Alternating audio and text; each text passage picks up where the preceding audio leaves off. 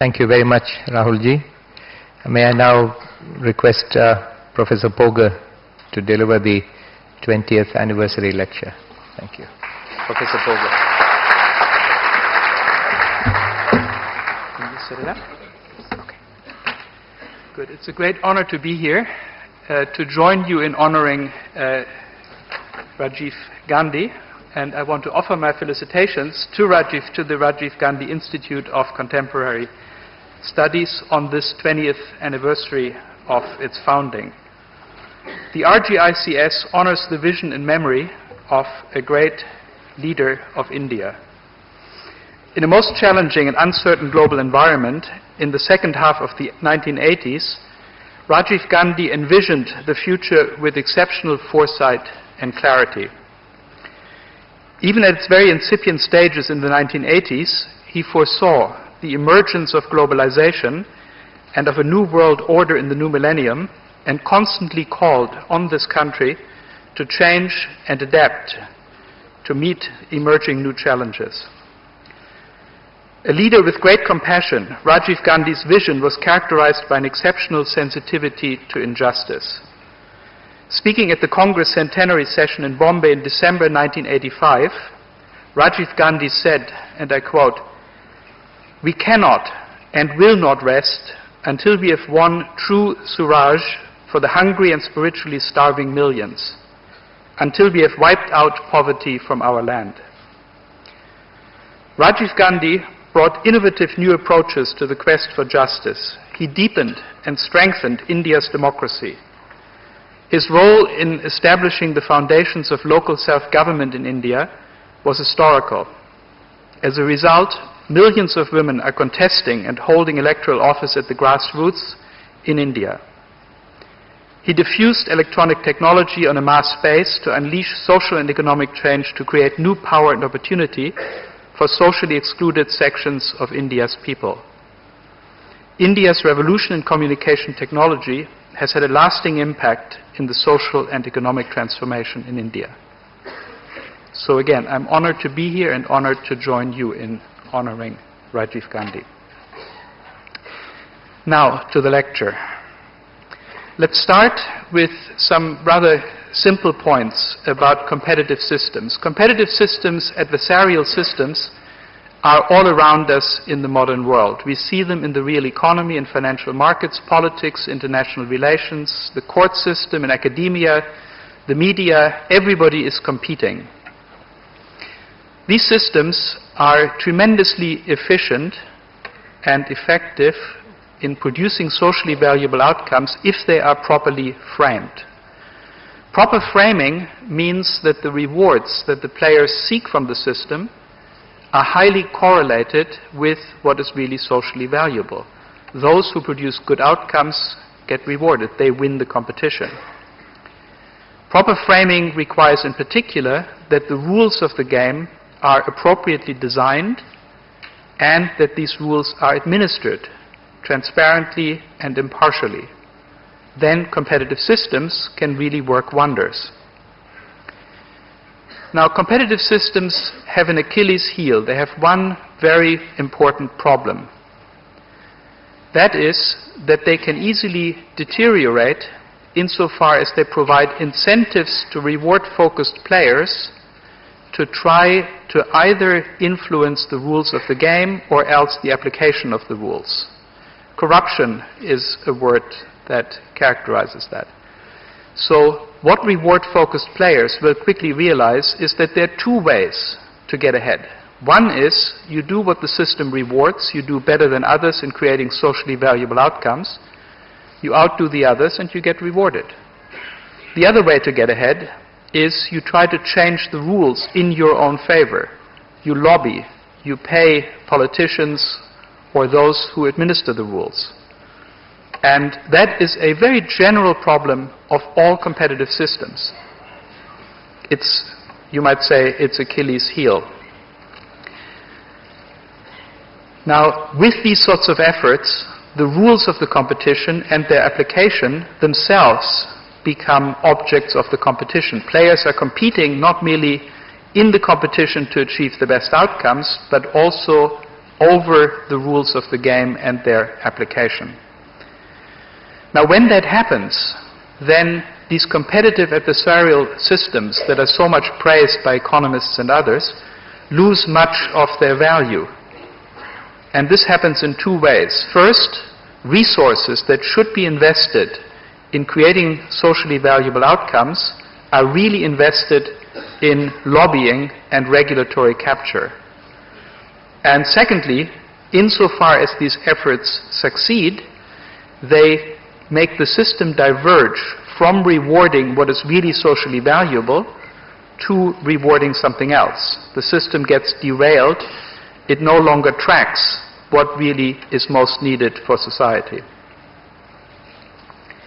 This leads to two kinds of systemic problems. It's the first one that I will mainly focus on in this lecture, but I want to mention the second as well. The first problem is one of an inequality spiral. This happens quite obviously because the richest, most influential players in the system realize that they can get ahead quite effectively by trying to influence the rules of the game in their own favor.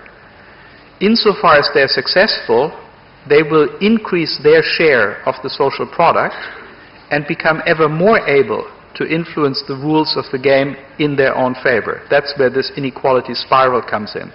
At each round of the game, the rich and powerful are a little bit more influential and have even stronger incentives to use their resources to influence the rules of the game and the application of those rules.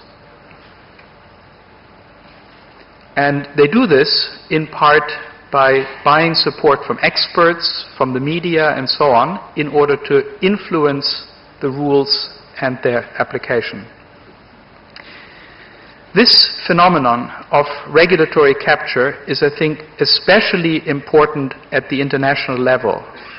And so one of the many things that globalization means is that it means a shifting upwards of the rules that determine our day-to-day interactions. In the old world, 20, 30 years ago, pretty much all the rules that applied to you here in India were rules of India's own making, rules made at the national level or at the state level or at the local level. But today, very important rules that apply to you all are rules that are negotiated in international negotiations among governments that either apply to you directly or apply to you indirectly by shaping and constraining the rules that the Indian Parliament is issuing. So more and more of the rules are made at the global level, and that means a certain loss of democracy, of accountability, of transparency. These rules are made by and large behind closed doors by government delegations instructed by their governments, and it's very difficult, am I not close enough? It's very difficult to know, even after the fact, who exactly argued for what, how particular language got into the treaties. Did the Americans argue for that? Did the Germans? Did the Indians? Who wanted this language? How did this come about?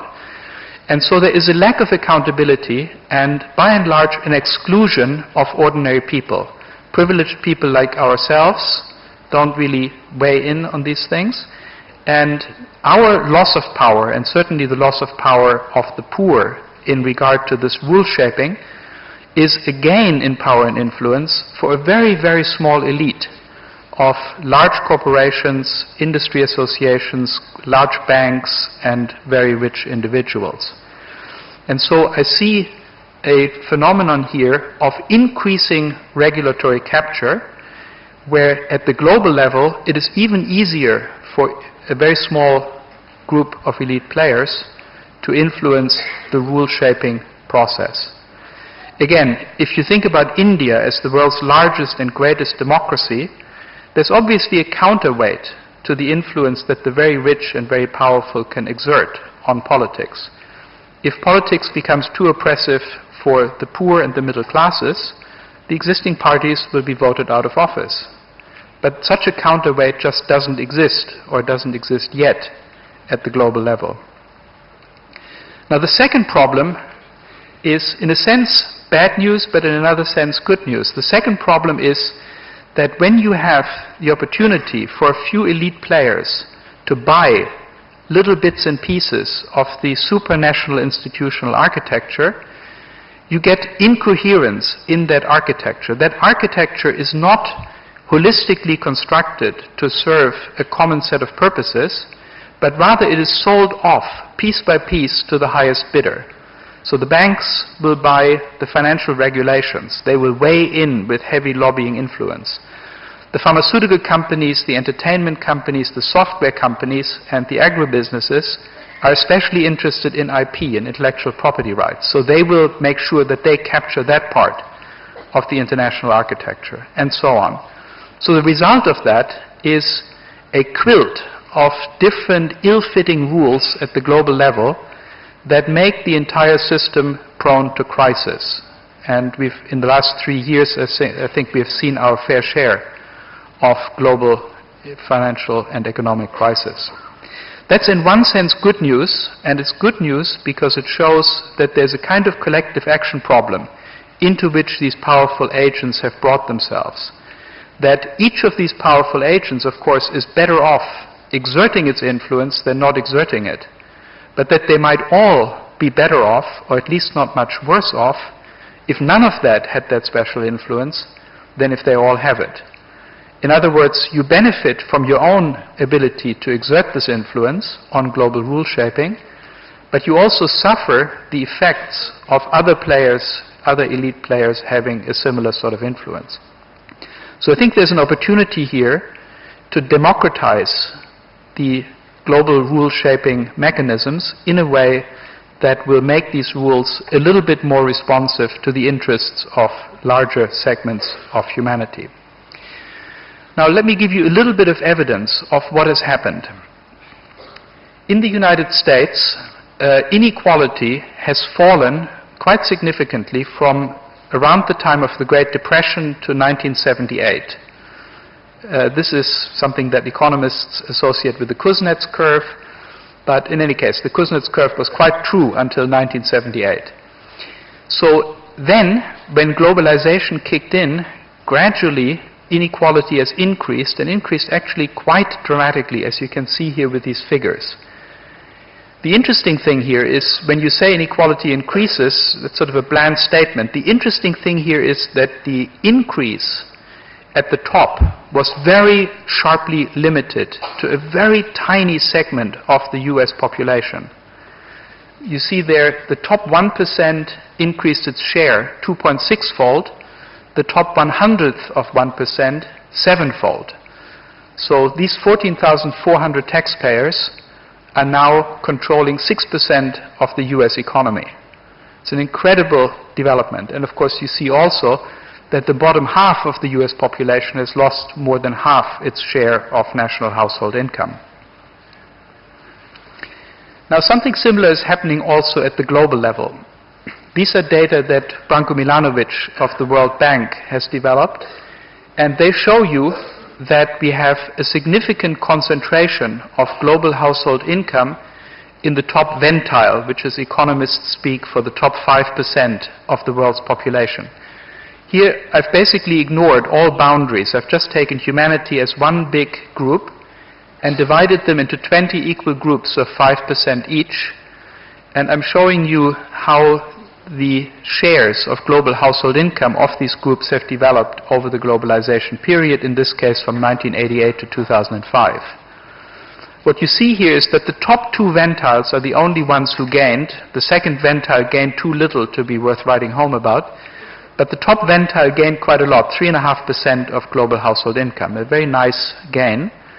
All the other ventiles, the bottom 18 ventiles, all lost, and the bottom quarter lost by far the most in relative terms.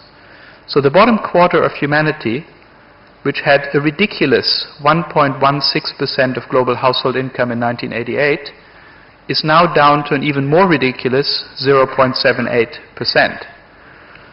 So if you lose in a space of just 17 years 1/3 of your share of global household income, then rising average incomes in the world will not really be able to make up for that. This has happened, I think, through a number of institutional arrangements at the global level that have been designed, not with any hostility to the poor, of course, but with perfect indifference to them, designed by people who simply wanted to increase their own share of global household income.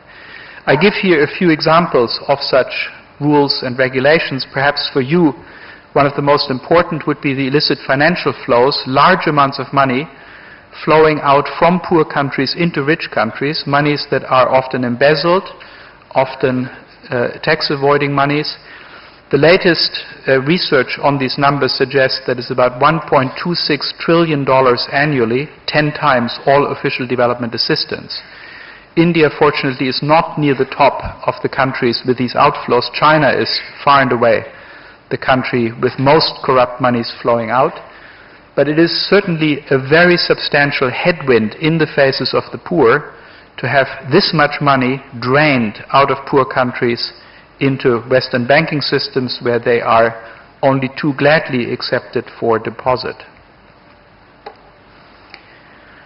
Now here is, for those of you who are numerically challenged, if anybody, the whole income distribution one more time in a pie chart mode. You can see how overwhelmingly large the blue area is.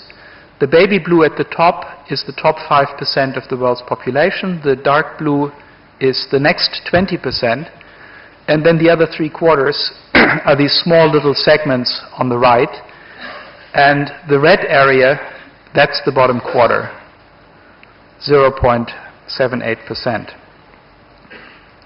Of course, this sort of increase, rapid increase in inequality at the expense of the poor has consequences. And you see them here. This is the number of chronically undernourished people in the world. And you can see here that this number has gone up pretty steadily in the last 15 years or so. I've highlighted the number for 1996 in red for the simple reason that that was the year in which, at the World Food Summit in Rome, all the world's governments came together and promised that they would halve this number by 2015. That would mean getting it down to 394 million, and sorry, we are above 1 billion for the first time in human history in 2009, and we will be again above 1 billion this year with heavily rising food prices. Now, the numbers that you get from the United Nations and the numbers that you get from the World Bank are rather more optimistic. That is not because things are better than I depict them, but that is because they have found complicated and convoluted ways, somewhat comical ways, of measuring poverty. They have a very convoluted definition of extreme poverty, which, for example, compares the income of a poor Indian person against the international commodity basket, what the world at large is consuming. Well, guess what? The average Indian poor person is not consuming the average international basket, is not consuming, for example, electronics, which are falling in price, but the average poor person in India is concentrating their consumption pretty much on food. And food prices are rising, and even if they're just a small sliver of international consumption expenditure, they are a very, very large share of what poor people need to survive. And so these numbers here from the Food and Agriculture Organization are vastly more accurate, vastly more real than these very complicated numbers that the World Bank is producing and that the UN is then using to track our progress towards the first Millennium Development Goal.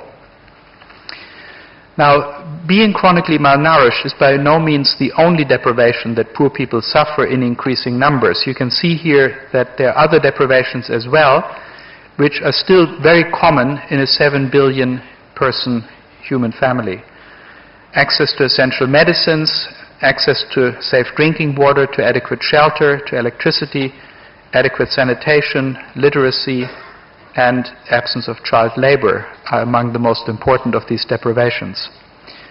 Perhaps the most shocking number in this vein is the number of people who die prematurely from poverty-related causes. That number is about 1/3 of all deaths. So 57 million people die annually, and 18 million of these deaths are premature deaths from poverty-related causes. This is a conservative calculation. I've counted only those people who die from causes that are virtually unknown among the affluent. I've not counted all those poor people who die from cancer, diabetes, heart disease,